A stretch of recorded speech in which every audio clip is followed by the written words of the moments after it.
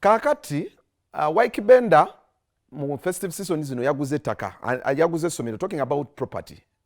Yaguze essomero and he's a director.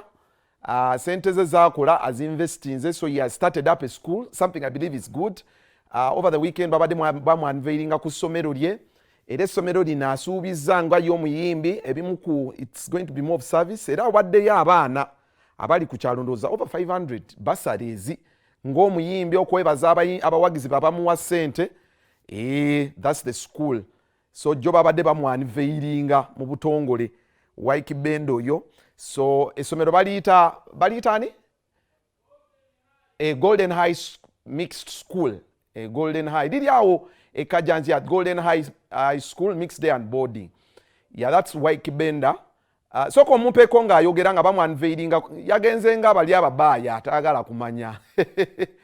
Yaguze omugagga bino bye bambala amasuuti. Omu ku badirekita abapya eb'essomero lyaffe eddungi ly'olengera wali eri Golden High School mukikubireko mu ngalo. Golden High School eryo ssomero lyammwe lya kyalo kino era twagala kukulaakulanya abaana abakuno bafuuke abantu abayamba ggwanga abalizimba era bafuuke ab'ekitabo. So kyensaba abazadde abali wano abaana ng'olina obusobozi.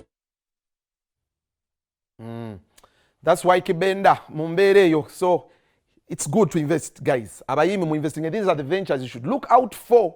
Mu investing mu bintu nga bino. Use your money well muri festive season. I don't think yatadde mu sente zisukka miliyoni ebibiri ate nga muzirina.